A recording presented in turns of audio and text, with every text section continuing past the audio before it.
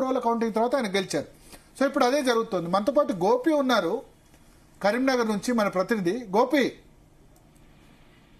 భరత్, ఇటు ఉమ్మడి కరీంనగర్ తో పాటు ఆదిలాబాద్ కు సంబంధించి ఇటు మెదక్, నిజామాబాద్ కు సంబంధించిన పట్టభద్రుల ఎమ్మెల్సీ ఫలితాలు అయితే హోరాహోరీగా వస్తున్నాయి. ఇటు ఫలితాలను చూస్తే మాత్రం బీజేపీ హవా అనేది ఇటు టీచర్స్ ఎమ్మెల్సీలో కొనసాగిన విధంగానే మనకు కనిపిస్తుంది. 3-4 రౌండ్ల ఫలితాలు వచ్చేసరికి కూడా ఇటు బీజేపీ అనేది ఆధిక్యంతో ఉన్నట్టు కూడా తెలుస్తుంది. అంటే మొదటి ప్రాధాన్యత ఓట్లలో మాత్రం బీజేపీ అభ్యర్థి అంజిరెడ్డి మాత్రం 5,598 ఓట్లతోటి ముందంజలో ప్రామాణికంగా ఉన్న మొదటి ప్రాధాన్యత లీడ్ లో ఉన్నట్టు కూడా తెలుస్తుంది. అయితే మొత్తానికి 4 రౌండ్లు పూర్తయ్యేసరికి మాత్రం బీజేపీ అభ్యర్థి అయిన అంజిరెడ్డికి 30,961, కాంగ్రెస్ అభ్యర్థిగా ఉన్న ఆల్పోర్ట్స్ నరేందర్ రెడ్డికి మాత్రం 25,363 ఓట్లు, బీఎస్పీ అభ్యర్థిగా ఇటు ప్రసన్న హరికృష్ణ మాత్రం 21,248 ఓట్లు అయితే వచ్చినట్టు తెలుస్తుంది.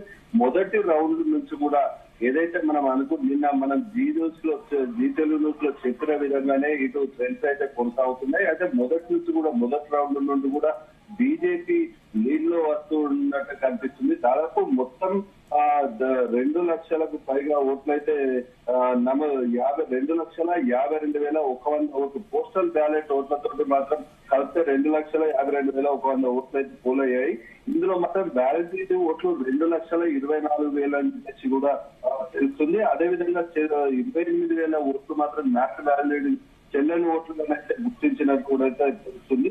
మొత్తం 21 టేబుల్లలో మాత్రం 12 రౌండ్లలో మాత్రం ఎన్నికల కౌంటింగ్ అయితే చేపడుతున్న దృష్ట్యా మాత్రం మొదటి ప్రాధాన్యత ఓట్లు ఏదైతే ఉన్నాయో 1,12,000 50% 1,12,000 ఓట్లు వచ్చిన అభ్యర్థి అయితే మొదటి ప్రాధాన్యత దాస్తే మాత్రం వారిని విజయం వరించినట్టే అవుతుంది. కాకపోతే ఇక్కడ ఏంటంటే హోరాహోరీగా కొనసాగుతుంది. దాదాపు 86,000 రౌండ్లు వచ్చేసరికి మాత్రం 84,000 ఓట్లు లెక్కిస్తే అందులో పూర్తి స్థాయిలో మాత్రం 30,961 బీజేపీకి, కాంగ్రెస్ 25,363, బీఎస్పీకి 21,245. ఈ ట్రెండ్ ఇట్లానే కొనసాగుతా మాత్రం 5,598 ఓట్ల లీడ్ లో ఉన్నది. అంటే మొత్తానికి అయితే 1,12,000 దాటితేనే ఆ అభ్యర్థి గెలుపొందే అవకాశం ఉంటున్న నేపథ్యంలో మాత్రం ఈ మొదటి ప్రాధాన్యత ఓట్లలో మాత్రం గెలిచే అవకాశం దాదాపు లేనట్టే మనకు కనిపిస్తుంది. ఇటు రెండో ప్రాధాన్యత ఓట్లు ఖచ్చితంగా. కౌంటింగ్ ఎందుకు ఆలస్యం అవుతుంది గోపి? కౌంటింగ్ ఎందుకు ఆలస్యం అవుతుంది? చాలా అయితే ఉదయం నుంచి దాదాపు మధ్యాహ్నం 12 గంటల ప్రాంతంలోనైతే ఇది పూర్తి స్థాయిలో మాత్రం ఇటు కౌంటింగ్ అయితే 12 గంటల ప్రాంతంలో కౌంటింగ్ అనేది మొదటి రౌండ్ అయితే ప్రారంభించారు. అయితే దాదాపు 21 టేబుల్లో దాదాపు 21,000 ఓట్లను లెక్కించే దిశగా మాత్రం అధికారులతో పాటు ఇటు కొంతమేర ఆలస్యం అవుతుంది. అదేవిధంగా 3వ రౌండ్ వచ్చేసరికి మాత్రం ఏదో ఏజెంట్లకు అధికారులకు మధ్య వాగ్వాదం జరిగినట్టయితే మనకు సమాచారం అయితే అందింది. 21,000 ఓట్లను ఒకసారి లెక్కించిన అనంతరం ఆ తప్పిదం జరిగిన నేపథ్యంలో మాత్రం తిరిగి మళ్ళీ కౌంటింగ్ చేయాలని కూడా అక్కడ స్థానిక ఏజెంట్లు అయితే డిమాండ్ చేసినట్టుగా అయితే మనకు సమాచారం అందింది. ఈ నేపథ్యంలో 3వ రౌండ్ కూడా మరోసారి లెక్కించడంతో మాత్రం కొంత ఆలస్యమైనట్టు 3వ రౌండ్ లో ఆలస్యమైనట్టయితే తెలుస్తుంది. ఈ 4వ రౌండ్ వచ్చేసరికి కూడా పూర్తి వచ్చింది. దాదాపు రేపు ఉదయం వరకు కూడా ఈ మొదటి ప్రాధాన్యత ఓట్లు లెక్కించే అవకాశం అయితే కనిపిస్తుంది. రేపు ఉదయం తర్వాతనే రెండో ప్రాధాన్యత ఓట్లు అయితే లెక్కించే అవకాశం అయితే మనకు స్పష్టంగా కనిపిస్తుంది.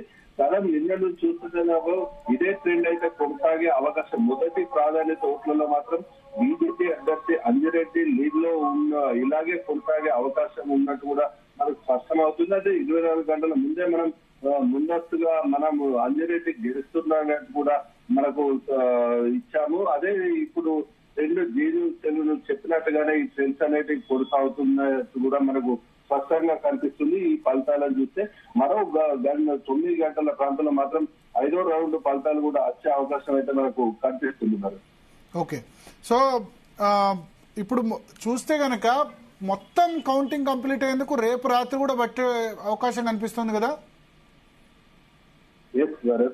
దాదాపు ఇప్పుడు మనకు ఈ పూర్తి స్థాయిలో మొదటి ప్రాధాన్యత ఓట్లు లెక్కించేసరికి రేపు కావస్తున్న నేపథ్యంలో 2,00,000 14,000 ఓట్లు మాత్రం లెక్కించాల్సి ఉన్న నేపథ్యంలో రేపు ఉదయం వరకు కూడా మొదటి ప్రాధాన్యత ఓట్లు అయ్యే అవకాశం ఉంది.